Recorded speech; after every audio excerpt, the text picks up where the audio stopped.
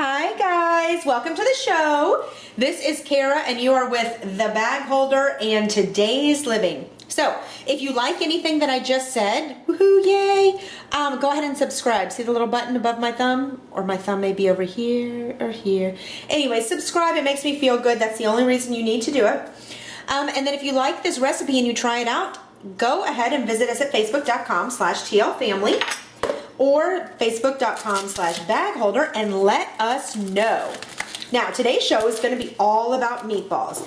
And you know that I do everything fast and furious, like I'm running out of time.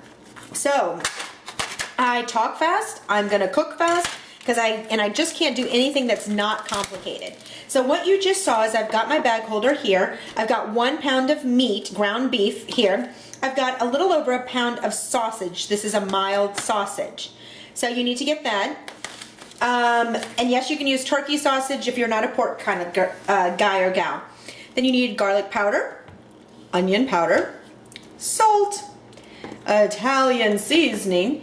You need marinara. Now let me say that if you're not going to have jar marinara, I don't know why you wouldn't, but if you're going to make it from scratch or you're going to use the tomato sauce and the tomato paste, you know how to make that base to give you the thickness of this.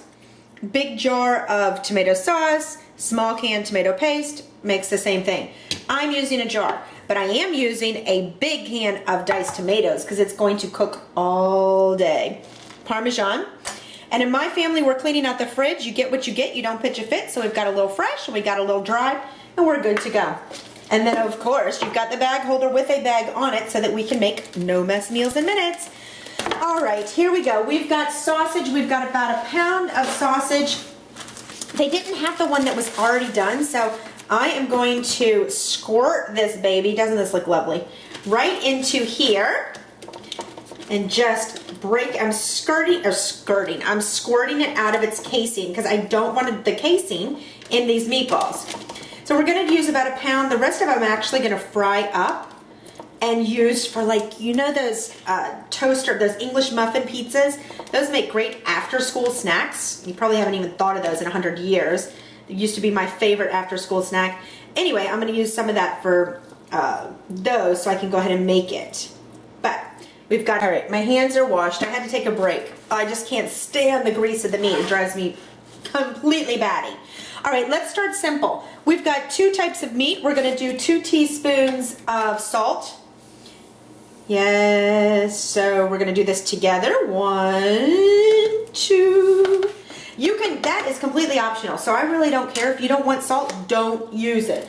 Again, you always want to remember that we cook to fit our family, not other people. So we're going to do 2 teaspoons of onion powder. I'm telling you, this is like, we do everything by 2, so this makes it a very easy recipe.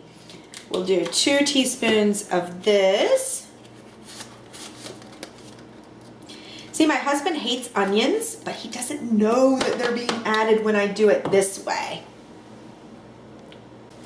Now we've got 2 teaspoons of garlic powder. Isn't this the easiest recipe? I have to tell you, I turned off my phone, and this is a little over 2. But I don't know, who could ever have so much garlic? Do you ever have enough garlic, I mean? And then we're going to do 1 tablespoon of Italian seasoning. Very simple. These are all basic ingredients that you have. I love my little, I think Pampered Chef or somebody makes this. I'm going to do a little smidge more. Got to make sure I get some good flavor in these meatballs. Now the beauty of this recipe is we're actually going to cook these in the crock pot. We're going to do 2 different ways. Half of the batch I'm going to do in the crock pot. The other half of the batch I'm going to bake in a pan. And I'm going to freeze those, like I said, for another recipe. So this is an easy freezer recipe, phenomenal. Now, we're going to go ahead and put the sauce into the crock pot while we're doing this. I know I'm kind of doing 2 videos, but I've got 1 jar of crock pot. I want that sauce starting to get warm so that when I put those meatballs in there after they're made, it will, they'll be able to kind of seal the heat and it won't start they won't start falling apart. Okay. Take this off and we're going to pour these. Now, I'm just multitasking because I haven't mixed these yet, obviously. We kind of took a break in between. I just want to make sure this gets hot because I forgot to put it on. So I'm going to put that on high and start those to cook together and blend together and start seeping. Now we're going to do about a half a cup, maybe a little more of Parmesan. So let's do this. There. And I actually need a little more because that wasn't quite. So we're going to use, this is how I'm cleaning out my fridge. I've got the fresh and then I've got the, I don't know, is this dried? I don't know. Parmesan, the grated Parmesan that you just buy in the can. We want some good flavor. Now, we're going to do our 2 eggs. Whoops, there went that little bugger. Let's get this one cracked. And then we're going to do a half a cup of breadcrumbs. Let me get my little half cup measurer.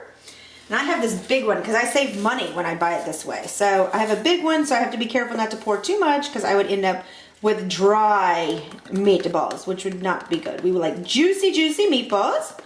Come on, baby. There we go. Perfect.